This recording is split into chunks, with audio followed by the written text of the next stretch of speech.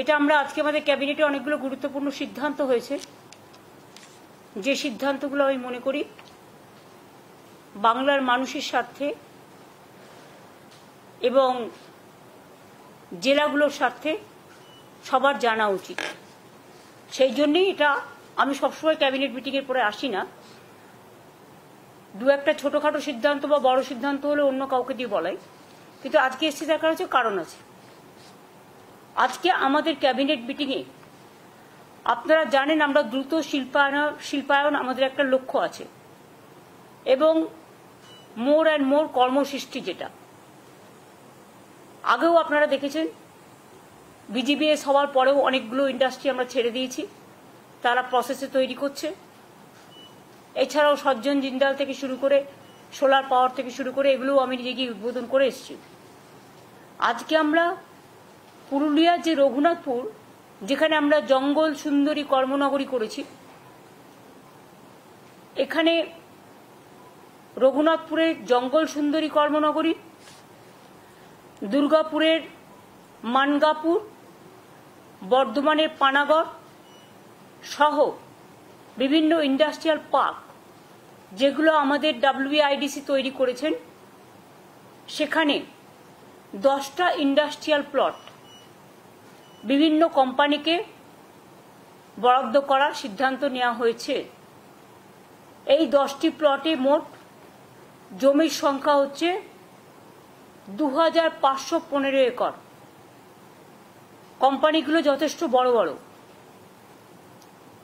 এখানে 25,000 কোটিরও বেশি বিনিয়োগ আসবে এবং প্রায় 70,000-এর ওপর মানুষ ডাইরেক্ট এবং ইনডাইরেক্ট তারও বেশি কর্মসংস্থান তৈরি করবেন। এছাড়াও এবং এগুলোর ম্যাক্সিমাম হচ্ছে স্টিল ইন্ডাস্ট্রি। স্টিল ইন্ডাস্ট্রির মধ্যে বড় বড় ইন্ডাস্ট্রি পড়ে। আরও একটা বড় কাজ আমরা করেছি, সেটা হচ্ছে আমরা West Bengal small scale industry থেকে আমরা MSME ভারতবর্ষের নাম্বার 1,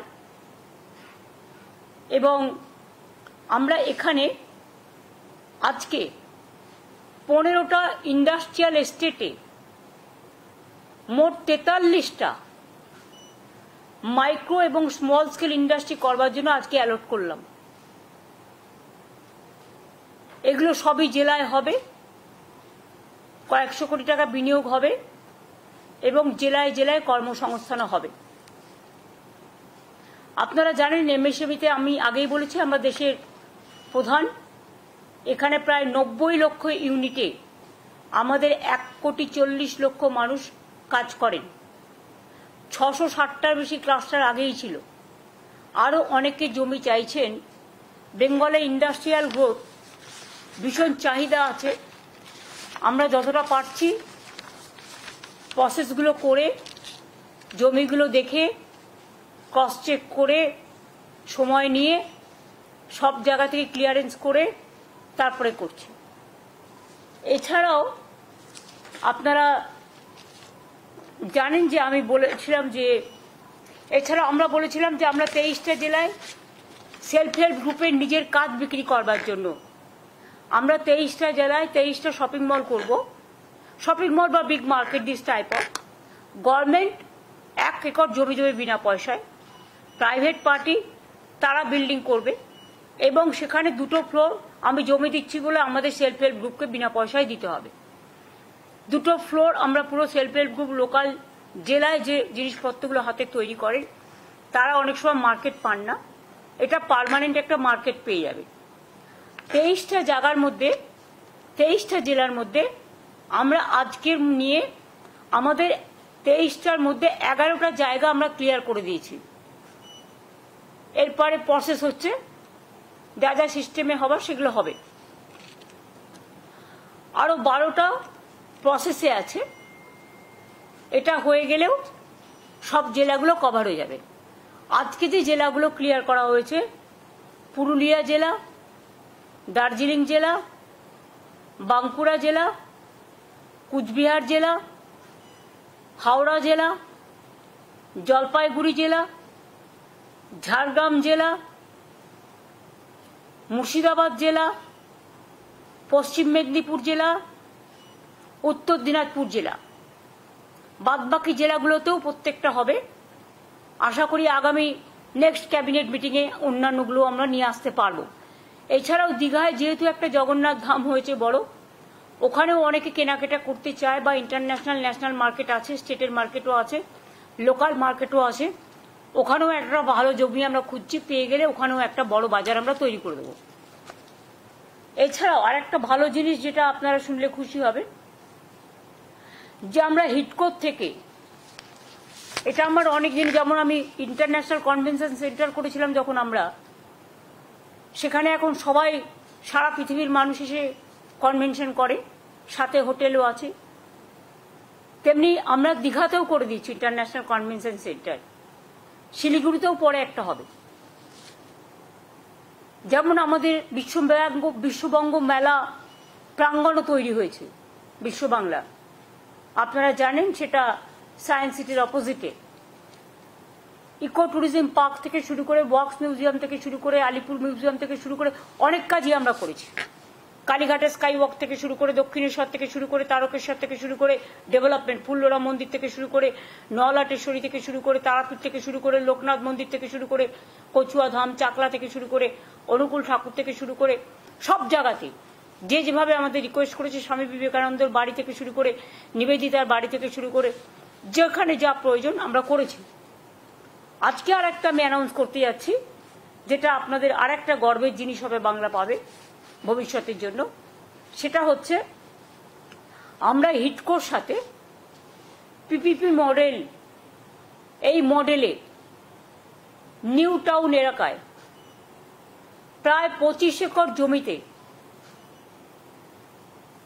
একটি ইন্টারন্যাশনাল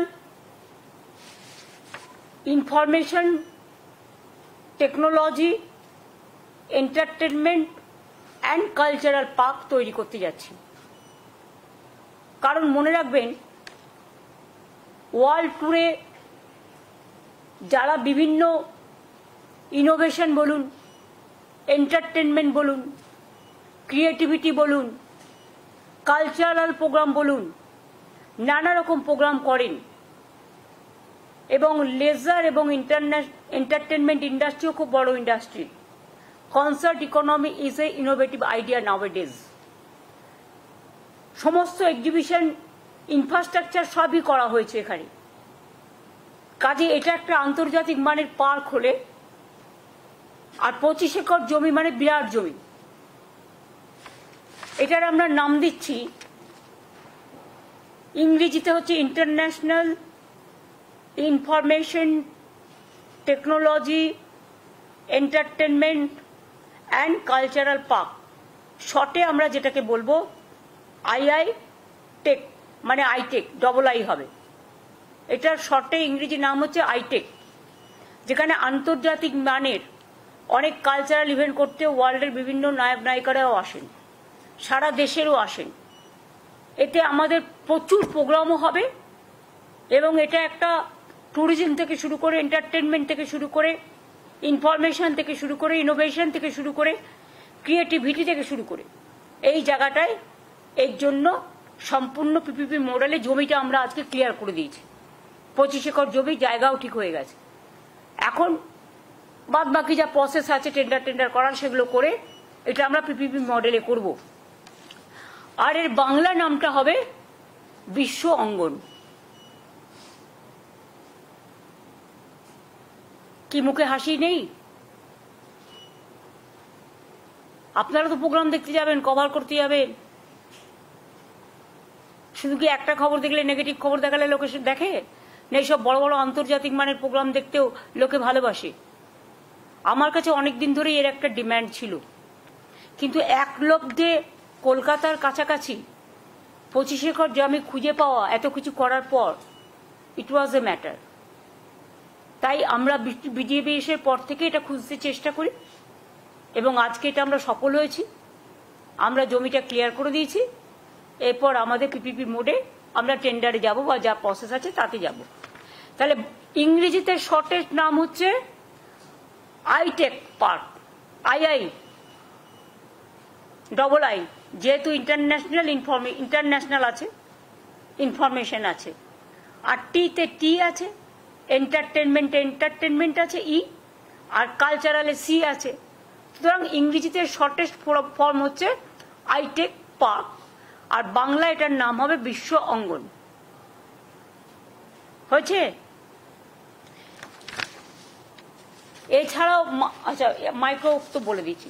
তাছাড়াও আর একটা আছে, যেটা হচ্ছে আমরা বলেছিলাম যে বিশেষ করে গ্রুপ সি গ্রুপ ডি যারা মাইনে পড়ি পাচ্ছে না, তাদের সংসার চালাতে খুবই অসুবিধে হচ্ছে, এবং কোর্টে যেহেতু কেসটা পেন্ডিং আছে, সাবজুডিস আছে, আমরা রিভিউ করেছি, অ্যাপ্লিকেশন করেছি রিভিউয়ে। যখন কেস হবে তখন মাননীয় আদালত যা আমাদের আদেশ দেবেন সেভাবেই আমরা করব, কিন্তু ততদিন এই সংসারগুলো কি করে চলবে? তাই আমরা যে সিদ্ধান্ত আপনাদের জানিয়েছিলাম একটা মিটিংয়ে, যে আমরা গ্রুপ সিকে আমরা এর জন্য একটা স্কিম তৈরি করেছি। কারণ এখানে তো কথায় কথায় পিল খায় সব।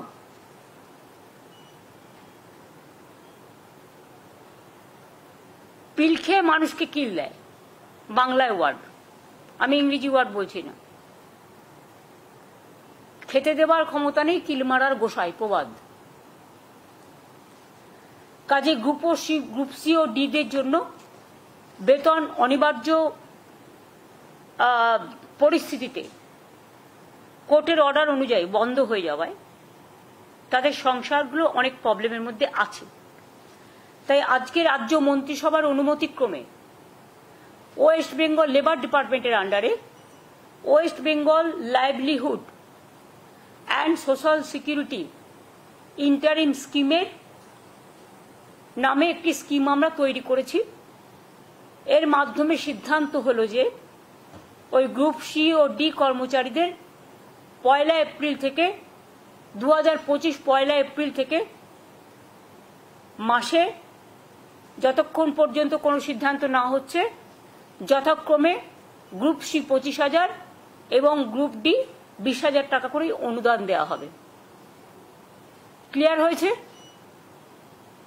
ওরা এপ্রিল থেকে মনে হয় মাইনেটা পাচ্ছিল না, আমরা 1 এপ্রিল থেকে, তার মানে ওরা এখন মের মাইনেটা পেয়ে যাবে। এখন টাকাটা, এটা আজকে যেহেতু ক্যাবিনেট হয়ে গেল, টাকাটা দেওয়া শুরু হবে। কেউ কেউ হয়তো বলবে দরকার নেই, এটা তার একান্ত স্বাধীনতা, স্বাধীন মতামত, এ ব্যাপারে আমাদের কিছু বলার নেই। বাট আমরা ভেবেছি, এবং ভেবে আজকে এই সিদ্ধান্তটা পলিসি করে নেওয়া হয়েছে। এর আগেও আপনারা জানেন যে সিএস যখন তাদের মিট করছিল তখন আমি বলেছিলাম সেটাকে আজকে থেকে কার্যকরী করা হলো। এই পর্যন্ত আমার বলা ছিল। আর আমি এর মধ্যে একবার নেক্সট উইকে উত্তরবঙ্গ যাব সফরে। আপনারা কিন্তু সফর নিয়ে উল্টোপাল্টা এখন কেউ লেখার চেষ্টা করবেন না, তার কারণ হচ্ছে আমাদের কিছু প্রোগ্রাম রেডি হয়েও আছে।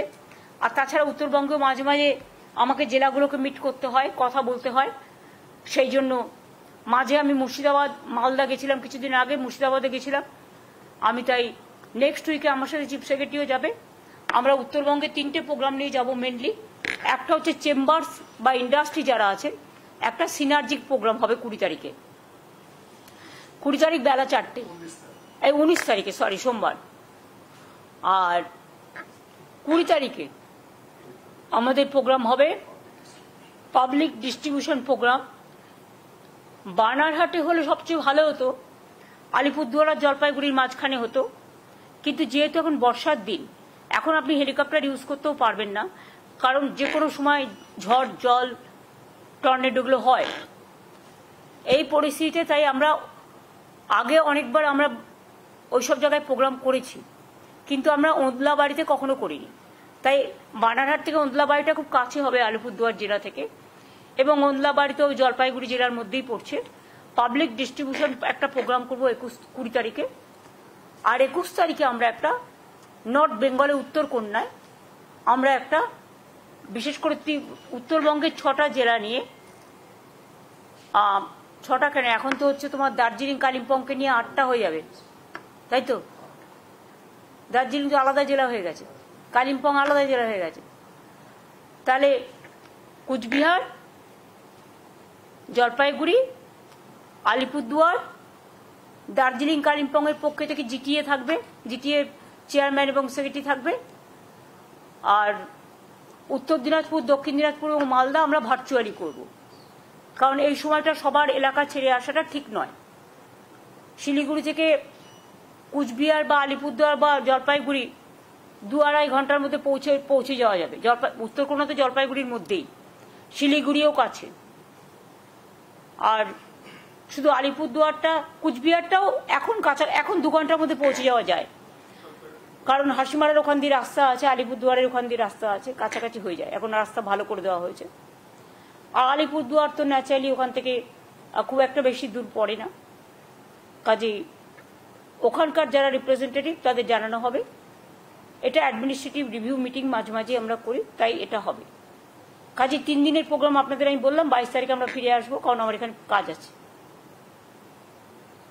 এই পর্যন্ত।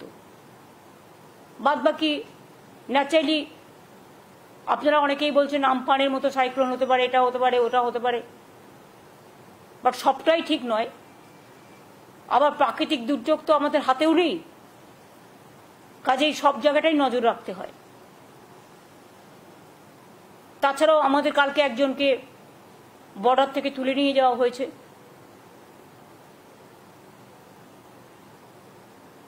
যদিও তার নিজের জমিতে সে চাষ করছিল। আমি এটা সিএসকে বলবো প্রপার জায়গায় কথা বলতে। এ নিয়ে আমি আর অন্য কিছু বলতে চাই না। আমরা আমাদের সেনাবাহিনীর সকলকে সলিডারিটি জানাচ্ছি, অভিনন্দন জানাচ্ছি। যে শহীদরা প্রাণ দিয়েছেন, এটা আমরা ক্যাবিনেটেও বলেছি, আলোচনা আমরা রেজুলেশন নিয়েছি, এবং যারা শহীদ হয়েছেন তাদের সকল পরিবারকে আমরা শ্রদ্ধার্ঘ নিবেদন করে শহীদ তর্পণের জন্য আমরা প্রস্তাবও নিয়েছি, শহীদদের শ্রদ্ধা জানিয়ে। এই পর্যন্ত। যুদ্ধ নিয়ে কোনো কোশ্চেন করবেন না, অন্য কিছু করবেন, বলুন। दीदी, बीएसएफ का जो जवान है बंगाल के हुगली डिस्ट्रिक्ट से, वो वापस आए हैं पाकिस्तान की कस्टडी से। आपने भी काफी बार बात की थी उनके परिवार वालों के साथ, क्या कहेंगे इस पर? देखिए, पूनम साहू जो हमारा बीएसएफ का जवान है, उसको बॉर्डर से ले गया था पाकिस्तान ने, जब हमारा ये पहलगांव का बाद जो शुरू हुआ था। तो उसको बीबी का साथ, रजनी का साथ मेरे को 3-4 दफे बात हुआ, और हम लोग भी हमारा ओर से बहुत सारे कोशिश किया है। हमारा डीजी पुलिस भी और बीएसएफ का डीजी का साथ कंटिन्यूअस हम लोग टच में थे। तो मैंने परसों उनको बता दिया था, रजनी को, कि आपका हस्बैंड तबीयत ठीक है, अच्छा है, सुस्त है, लेकिन उसको जो मॉडलिटीज ऑफ ऑपरेंडी जो करना है रिलीज करने के लिए, उसको लिए थोड़ा टाइम वो लोग मांगा है। और परसों जो मीटिंग था, वो मीटिंग में ही मैं ये बात को रखने के लिए रिक्वेस्ट किया था। तो वो लोगों ने बात भी किया, और कल भी वो लोगों को बात हुआ। इसको ऑपरेंडी क्या होगा इसके लिए तो प्रोसेस होता ही है, इसको तो टाइम देना चाहिए। तो आज सुबह में रिलीज हो गया, मैंने बहुत खुश हूँ, उसका परिवार भी खुश है, देशवासी भी खुश है। हमारा और भी अगर कोई रहे वो भी वापस आए, हम चाहते हैं। जब ऐसा कुछ होता है तो इसमें इसका सिस्टम ही है, वापस देते हैं, वापस लेते हैं।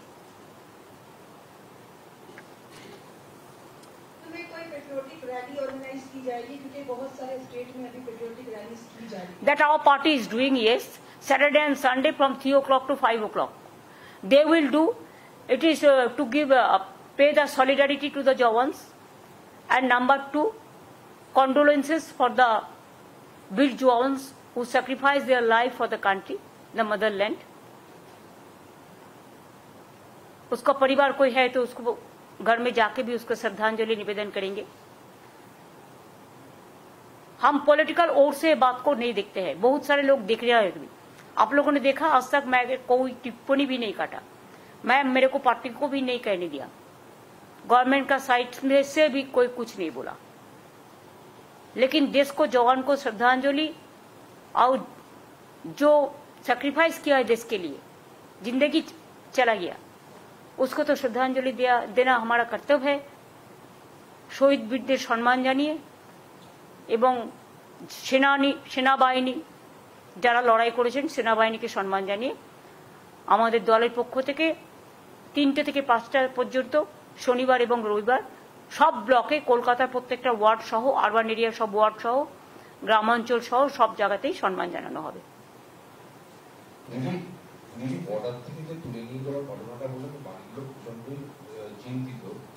প্লিজ এটা নিয়ে আমি কিছু বলবো না, এটা গভর্নমেন্ট টু গভর্নমেন্ট কথা বলবো, ঠিক আছে? এটা মধ্যে আপনারা ঢুকতে যাবেন না। দেয়ার আর সাম প্রোটোকল, দেয়ার আর সাম ডিপ্লোম্যাটিক ইস্যু। এটা বেটার যত আপনারা এটা নিয়ে কন্ট্রোভার্সি ক্রিয়েট না করেন, এটাতে আশা করি আপনাদের টিআরপি বাড়বে না। শান্ত থেকেও সংযত থেকেও অনেক কাজ করা যায়। আমাদের কাজ হচ্ছে কি করে আমরা তাকে ফিরিয়ে আনতে পারি। আর যারা ধরিয়েছে তাদের তো আমি চিহ্নিত করেছি, তারা কারা? ঘরের শত্রু বিভীষণ, আর কিছু বললাম না। শুনুন, কে দেশি আর কে বিদেশি এটা চিহ্নিত করার অধিকার কোনো পার্টির নেই। আর তার যদি নাই থাকতো তাহলে সে জমিতে চাষ করছে কি করে? তার নিজের জমির থেকে তো তুলে নিয়ে গেছে।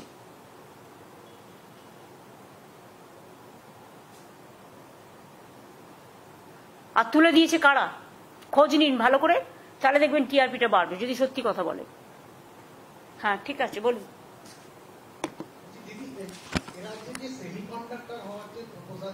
সেগুলো already on process, already on process. Ukraine ইয়েছে আপনারা জানেন 2টো প্রপোজাল ছিল এবং that is already on process. একটু শিল্পটাকে ঘিরে এই যে শিল্পের একটা আলয় তৈরি হয়েছে, সবসময় আমি দেখি নেগেটিভিটি এত বেশি আপনাদের মধ্যে। সরি, আমি সবাইকে বলছি না, কিন্তু মানুষ কখনো কখনো পজিটিভিটিটাও চায়। পজিটিভ খবরগুলো তো দেওয়ার চেষ্টা করুন। যা বলে দেবে তাই করতে হবে, আর অন্য কারোর কথার কোনো দাম নেই।